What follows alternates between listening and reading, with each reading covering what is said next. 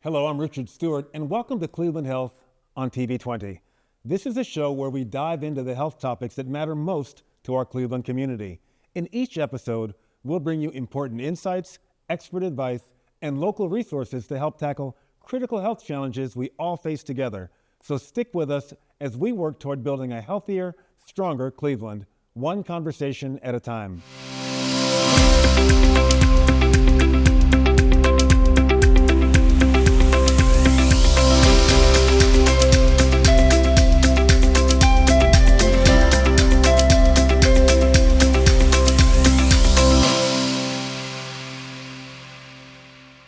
Today on Cleveland Health, we're discussing a topic that affects millions of Americans: heart health. Heart disease remains the leading cause of death among seniors, but knowledge and prevention can make all the difference in the world. Today, we'll break down key statistics on heart health for older adults, highlighting the risk factors, warning signs, and steps you can take that ultimately save lives. We'll also be joined by Mary McNamara. She's Director of Aging for the City of Cleveland, to discuss local resources available to senior citizens. Plus, we'll hear from Dr. Thomas O'Neill, a leading cardiologist at University Hospital's Harrington Heart and Vascular Institute. He's going to share expert advice on keeping your heart strong at any age. We also have an incredible story of survival: a heart patient whose health has been restored after suffering a life-threatening heart attack. You won't want to miss it. But first, we begin with Nicole Ward, who's here to talk about the Make Them Know Your Name Foundation, an organization working to raise awareness about heart health and empowering folks to take action. Nicole Ward has transformed personal tragedy into a life-saving mission.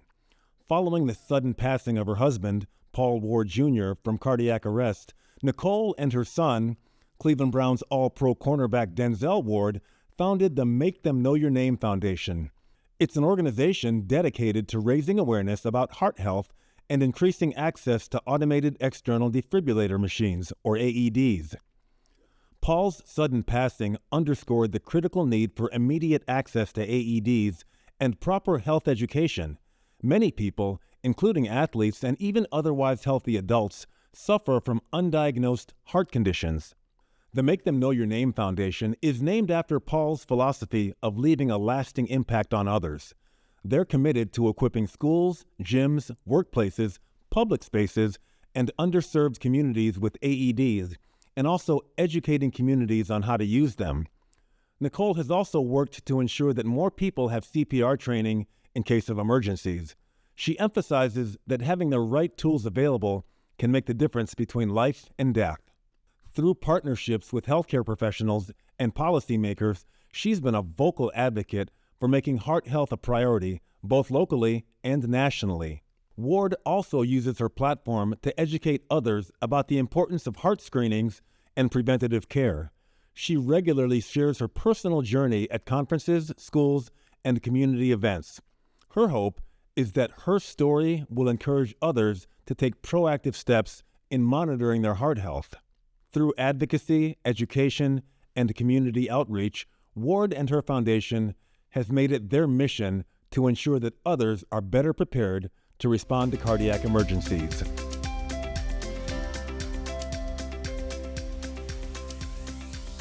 We're now joined by Nicole Ward. She's Executive Director of the Make Them Know Your Name Foundation. Nicole, thanks so much for joining us today. Thank you for having me. So it was nearly 9 years ago your husband passed away so suddenly.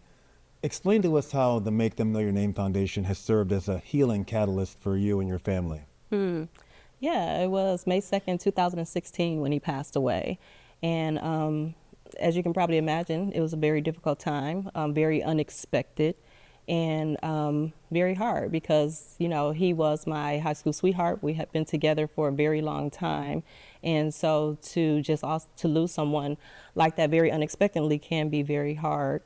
As a result of what happened, in doing some research and education and learning more about heart health, my son and our family decided to start the Make Them Know Your Name Heart Health Foundation. And it has been helpful in the healing process because everyone grieves differently. You never know how you're going to grieve. For me, I know that one of the things that I tried to do was to keep myself busy. But when my son had an opportunity to start the foundation, I also found that to be and a way to heal and to grieve as well, because it allowed us to be able to potentially help others to avoid a situation that we learned was preventable, and so that they wouldn't have to face what we had faced as a family. Speaking of helping others, we heard a little bit about some of the initiatives you're involved in through your foundation in the setup package, but you're also involved in recent legislation statewide. Talk about House Bill 47 and what that does for Ohioans. Yeah, House Bill 47, I'm very proud to have been a part of a group to help push that initiative forward. House Bill 47, what it does is that it requires that all schools, local and private, and recreational facilities, that they are now required to have automatic external defibrillators on site. But it's not enough just to have the resources. You also need to know what to do. So coupled with that, with House Bill 47, you are also required to have emergency preparedness plans so that people know exactly what to do in case of an emergency, and more specifically with sudden cardiac arrest. And then to bring it all together, House Bill 47 also requires that all staff and coaches, that they know how to perform CPR and they know how to effectively use an AED, which we think will help to save a tremendous amount of lives. So beyond learning CPR and how to use an AED machine, you're involved in a whole range of things in the community, whether it's a football camp or a coat giveaway or online or in-person event. How have you been able to form so many fruitful community partnerships and branch the mission out so widely? Yeah, so, we've been blessed with the opportunity to leverage a platform that my son has been given playing for the National Football League, and also coupling that with the fact that we are here, from Cleveland, Ohio. This is our hometown. And so we are, just very happy to be able to give back and give back in a lot of creative ways. And so that's one of the things that we try to do, is that we try to align the events that we bring forth with heart health. I'm bringing heart health awareness, more specifically teaching people how to do CPR, how to use an AED. But we know just saying come out to this event to learn CPR and use an AED sometimes is not the most attractive. So what we try to do is we try to meet people where they are and come up with creative approaches as to how we implement the events that we have to draw the crowd to come out into the community. And while having fun doing the things that people like to do, we also incorporate the mission and the message of the importance of heart health awareness. You've received a variety of awards over the years, from 100 Black Men, that organization, and a whole range of others. How does it make you feel to know that the work you've been doing for nearly 9 years has had such an impact on our local community? Yeah, it feels great to be recognized, but honestly, like starting this foundation and doing this work as far as bringing awareness to heart health and learning how to do CPR, teaching people how to do CPR and using AED was truly not for awards and accolades. So to be recognized was really a sweet surprise. I'm very appreciative and very humbled by the recognitions that our foundation has received as a result of the work that we're doing in Cleveland. You've turned a personal tragedy into a life-saving mission. How has this changed you personally to have had this impact?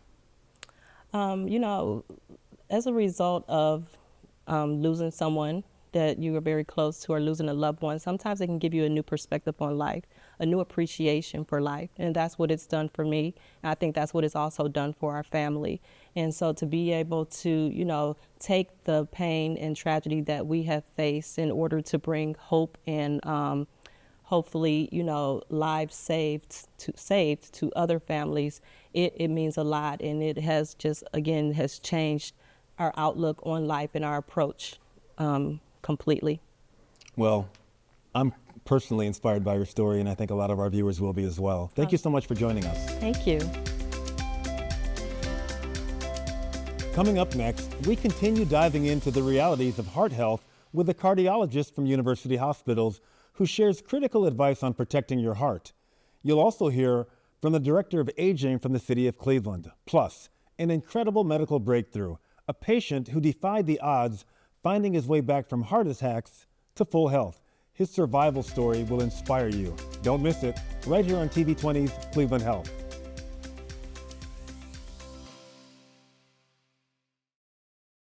Hello, I'm Scott Osicki, Chief Executive Officer of the Alcohol, Drug Addiction, and Mental Health Services Board of Cuyahoga County.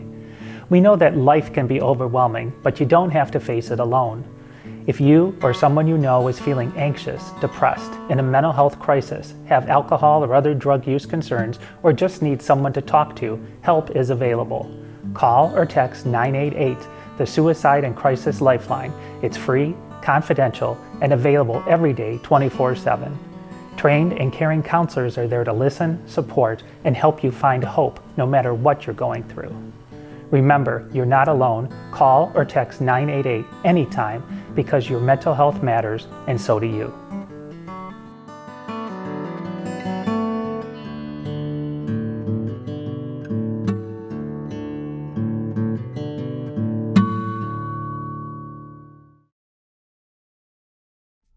Hello, I'm Michelle Princeton, and I'm a licensed social worker working for the Social Support Service Unit out of the Mayor's Office of Prevention Intervention Opportunities for Youth and Young Adults. The City of Cleveland has demonstrated a long-term commitment to residents working to create safe spaces in our neighborhood resource and recreation centers where families can access free resources and support services. We are committed to working together with families and other community providers to identify and help families who are struggling to achieve a better quality of life. To access the social support services, leave a message at 216-664-2223 and a team member will return your call. Our work includes referring individuals to appropriate services such as medical, hospital-related, long-term counseling, public assistance, veterans benefits, Social Security, Medicare, Medicaid, food stamps, housing assistance, Head Start, and student loans. We also provide support and guidance for youth and young adults in addressing stigmatization, scapegoating, labeling, bullying, substance abuse, and unhealthy relationships. Once again, to access social support services, leave a message at 216-664-2223 and a team member will return your call. Thank you.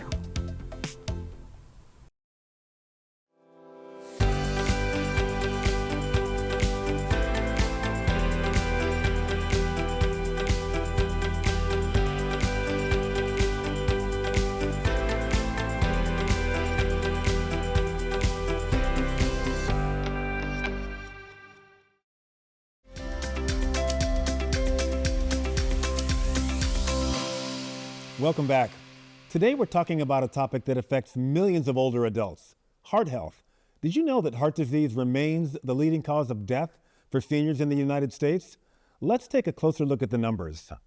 High blood pressure is a major risk factor affecting nearly 70% of adults aged 65 and older.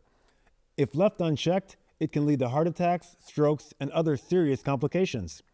About 60% of senior citizens have high cholesterol, which doubles their risk of heart disease. Heart failure impacts 6.2 million Americans.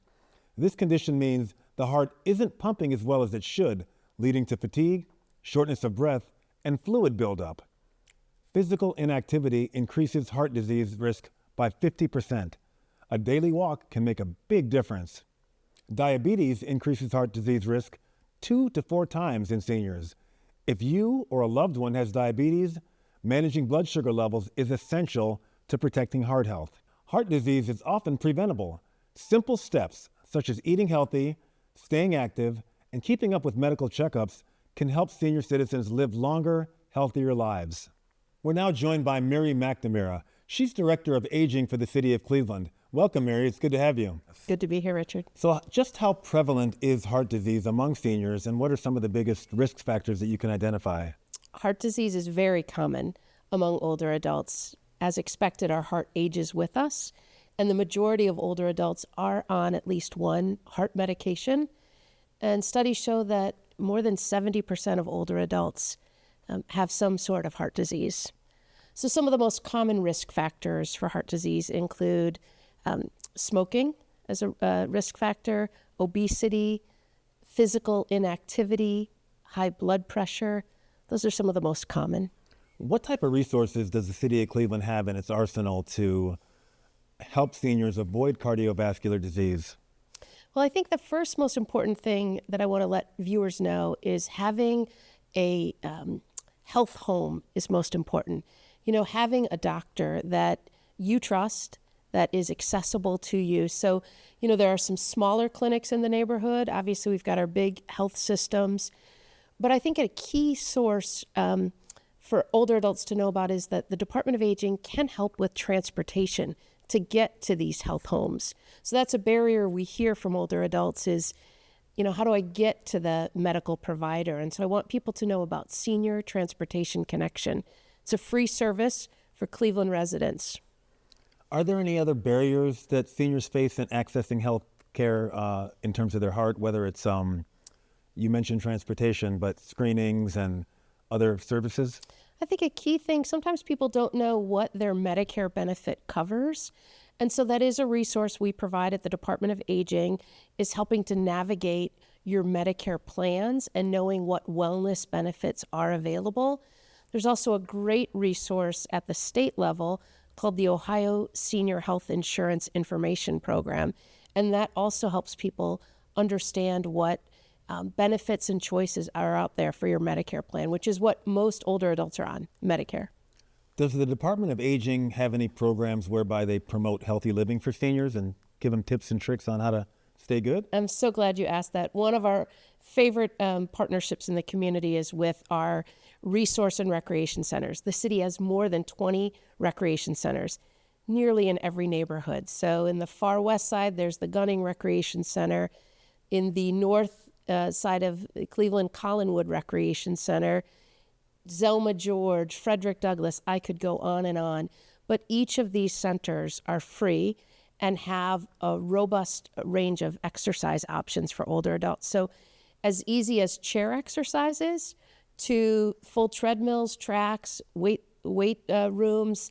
So I really want to encourage people to think of those centers as places they can attend, participate. We welcome their participation. And then I can't help but plug our senior walks.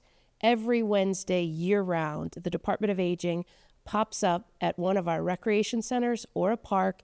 We want you to walk with us at the pace you can, potentially maybe increasing each week with the safety and support of others around. And more broadly, what other services does the Department of Aging offer seniors that they just might not know about, whether it's related to heart health or other health issues? Yeah, Richard, our tagline is we're here to help. And we're really a front door to what's called our aging network in our community. So I want viewers to know that there are more than 20 senior centers in our community. These are places that offer a daily meal. So if you need that resource, call us and we'll connect you to what's in your neighborhood. Or perhaps you need a home delivered meal. We know that one of the ways that we can make our heart stronger is by eating a well-balanced diet filled with fresh fruits and vegetables. So we want to connect you to those senior centers, home delivered meals. We also want to connect you to the Greater Cleveland Food Bank. So we're a phone call away. Our phone is answered 45 hours a week, 8 a.m. to 5 p.m. Call us and we'll connect you to any range of services, either that the city offers through the Department of Aging or in our larger community. Any new initiatives that seniors should be aware of that are taking place within your department? Well, one of our most common requests, Richard, is for people want to be able to age in their home as long as possible. The average housing stock in Cleveland is 105 years old. Home repair programs, call us because they're always changing. New ones that come available, we want to connect you to the one you want that matches your needs so you can age in your home. Mary, thank you very much for joining us and sharing such valuable information. Thanks for having me. Coming up next on TV 20, could you imagine living without a pulse? Well, that's exactly what Kenny Wagner did. After the break, we'll bring you an incredible story of survival that you won't want to miss. Stay with us.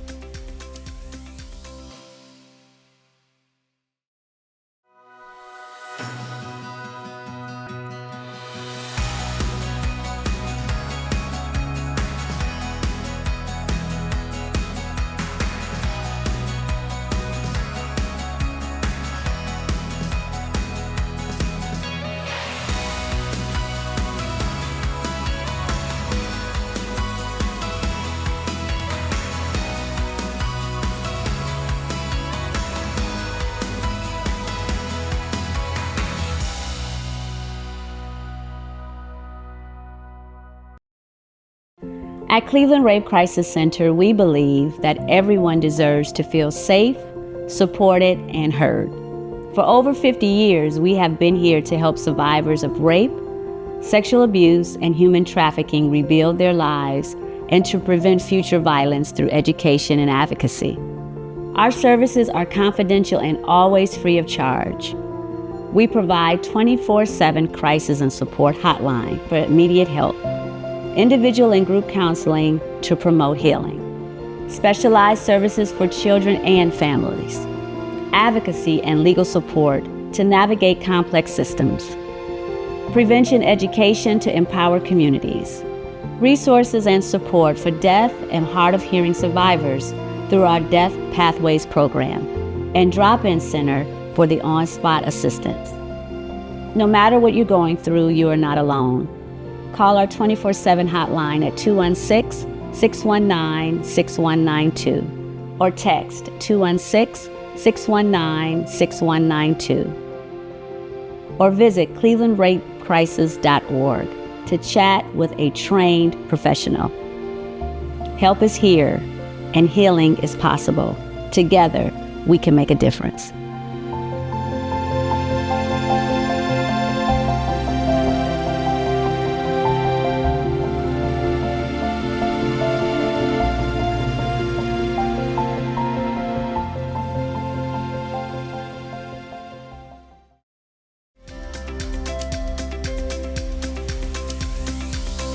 We continue to share important stories and educational insight on heart health awareness. Now let's hear from Kenny Wagner, a survivor of a widowmaker heart attack, as he reflects on his experience. We'll also hear from Dr. Thomas O'Neill. He's a cardiologist at University Hospital's Harrington Heart and Vascular Institute. He's going to discuss warning signs of heart attacks and offer up advice on how to live a healthier life. In 2013, Kenny Wagner contracted a severe case of food poisoning, which led to complications including ulcerative colitis and eventually the removal of his colon. His health continued to deteriorate over the following years, and then, in September 2016, he suffered a life-threatening heart attack, triggered by a blood clot. I don't know, my husband had major surgeries and now he just fell and he's not breathing. During the emergency, his wife Susie performed CPR while calling 911, helping to keep him alive until paramedics arrived. Then in 2021, Kenny faced yet another heart crisis, prompting doctors to implant a left ventricular assist device into his heart to support its function. So now that it's called a left ventricular assist device, it's connected to the left side of your heart. It goes 6,500 revolutions a minute. Cord comes out your stomach, connects to a control unit. And by day, you have batteries that fit in the pouches of these shirts that my wife had made for me. And at night, you connect up to an extension cord where you can go about 30 feet. What Kenny was experiencing is known as a widowmaker heart attack. It's a term used to describe a severe blockage in the left anterior descending artery, which supplies a significant portion of blood to the heart. Dr. Thomas O'Neill, a cardiologist at University Hospital's Harrington Heart and Vascular Institute, explains that this type of heart attack is especially dangerous. So a heart attack, or also known as a myocardial infarction, is a blockage in the arteries or the coronary arteries that supply the heart with blood. There are three primary arteries that give the heart its blood, and the largest one of those is the left anterior descending artery that runs down the front of the heart. When a blockage forms in that large artery, then it's sometimes colloquially called a widowmaker. Dr. O'Neill says that there are several warning signs of a heart attack that people should never ignore. He stresses the importance of recognizing these warning signs early and seeking immediate medical intervention that can significantly improve outcomes and even save lives. So most people are aware that the most common, or at least most commonly known side of a heart attack sign is a heart chest pressure, chest pain, but really it can be almost anything, an uncomfortable feeling anywhere above the waist. So that can include nausea, breaking out into a cold sweat, neck pain, arm pain, shortness of breath. Any of those things should trigger a possibility that could be a heart attack. There are several proactive steps you can take to reduce the risk of heart attack and maintain a healthy heart. Dr. O'Neill emphasizes that both lifestyle choices and family history can impact heart health. So the most important thing is to sort of know your risk factor profile. So things like family history, diabetes, high blood pressure, high cholesterol, those can be, you can't treat those until you know about them. So first of all, you have to see your doctor and have the very basic tests to sort of figure out if those things are relevant to you. There's lifestyle things, eating healthy, exercising, maintaining a healthy weight. But for many people, there's a genetic factor that we just can't overcome with eating healthy alone, and that's when medicines are important.